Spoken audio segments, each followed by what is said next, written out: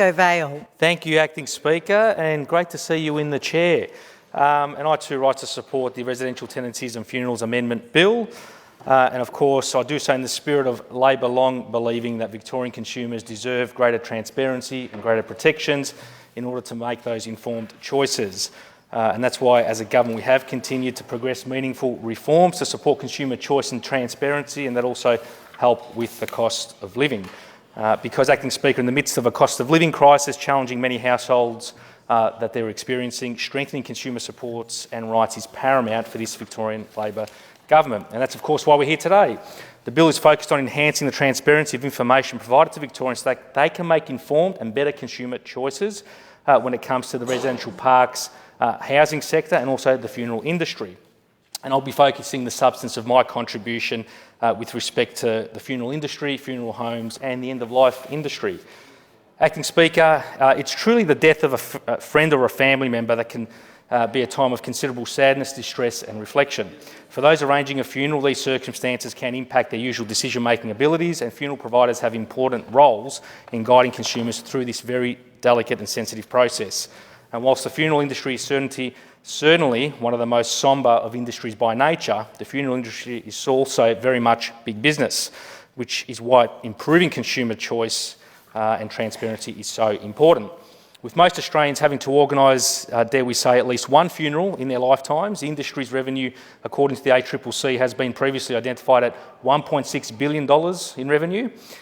Two publicly listed corporations account for almost 1/3 of the industry, 26% Invocare, which includes White Lady Funerals, Simplicity Funerals and Value Cremations. 6% form part of the Propel group, traditionally focused, I understand, on regional areas. And around 68% of funeral businesses are typically smaller and family-run businesses, and I do have quite a few in my electorate too. And the cost of the funeral service can vary significantly depending on the products and services that are included, whether it's a ceremony's location or the service that's marketed. And according to the ACCC, costs on average for funerals can range from anywhere between $4,000 thereabouts for a simple no cremation service, right through to in excess of $20,000 for a full service and burial. And Acting Speaker, businesses within the funeral industry, like other service providers, are subject to a range of legal obligations, including relevant federal competition and consumer laws. And the funeral services sector is also subject to a range of industry-specific regulations within each state and territory that are in part enforced by that respective jurisdiction. And in Victoria, for example, Victoria did require the registration, and still does, of businesses that provide funeral services, but prior to some of these reforms, not the individual funeral directors. Funeral pricing has been the subject, of course, of significant nationwide scrutiny over several years. Choice has previously reported on issues within the funeral industry, including uncertain pricing, misinformation, fees for no service, and highly concentrated market where the ownership of funeral provider businesses is unclear. In 2021, of course, the Australian Competition and Consumer Commission, ACCC, released a report on funeral services sector competition and consumer issues, and the report highlighted common sector issues across the country, including pricing structures, lack of clarity, transparency that may mislead consumers, and the bundling of goods and services that can limit consumer choice and access. And consumers are typically grieving, of course, when looking to purchase a funeral, and may find it difficult to consider items and prices fully or be vulnerable to being overcharged before making decisions, and we've heard some of those stories as part of the debate today. And this bill brings Victoria into line with other jurisdictions like New South Wales and Queensland to increase that transparency for funeral home pricing. And for example, it proposes to amend the Funerals Act of 2006 to require funeral homes to display a price list for all goods and services on their online business website and in prominent positions at their business premises. Funeral providers, for example, will also be required to publish and display a coffin price list in the same place, and a failure to comply with these and other requirements will be considered an offence. And Acting Speaker, along with every household in my electorate, of course, at some stage being consumers of the funeral industry, it's my community that has actually also been and had, as well as the member for Broadmeadows and member for Preston actually, a long-standing connection to the state's funeral and crematoria sector. My community, of course, is home. We're on the border of the Coburg Cemetery, John Falconer Cemetery and the Northern Memorial Park.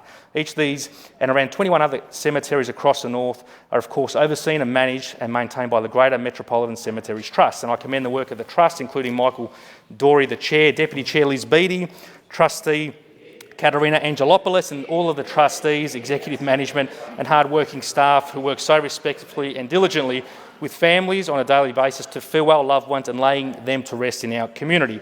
Established in 1856 with a 14.5-acre site gazetted a year later, the Coburg Cemetery was created, and its first recorded burial was 19-year-old Margaret Sullivan in 1875.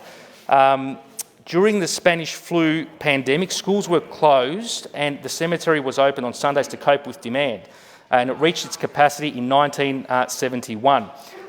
Coburg has just under 60,000 people buried across its 25 acres as of August the 7th this year. And some key people buried at Coburg include William Guthrie Spence, ALP politician and founder of the AWU, Dick Lee, Collingwood footballer, James Francis Jock McHale, a Collingwood footballer and coach, Charles Webb Gilbert, a sculptor, Anna Therese Brennan, the first woman to graduate in law at the University of Melbourne and second admitted to the Victorian Bar, Albert Sylvester Rennie, jockey who died after a fall at the Fitzroy Racecourse, and Sir Alexander George Wales, the former Lord Mayor of Melbourne. Fawkner Cemetery was established in 1906 and designed by Charles Heath, and he also designed the Coburg Town Hall.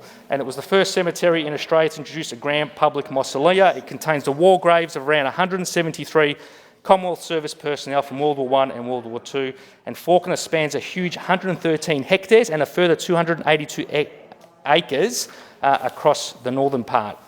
It so far has received or experienced 220,000 plus burials, not including interments or cremated remains, again as of August this year. And some key people buried at Fawkner include Dorothy Knapp, the first person to be interred at Fawkner Cemetery, aged 4, Thomas Frank Francis Trainer, a jazz musician, jazz club proprietor, Revel Cooper, a Noongar artist, Kathleen Best, founding director of the Australian Women's Army Corps, Edward Philip Harrington, World War I soldier and war poet, John Coleman, Essendon VFL player and coach, Deidre Cash, author of The Delinquents under pen name Cryena Rohan, Alfred Tipper, showman, cyclist and artist, and of course Mark Chopper Reid. How many jobs are associated, you ask, Acting Speaker? 264 employees work across the Greater Metropolitan Cemeteries Trust, and so there's a lot of jobs associated with the end-of-life and funeral industry in my community.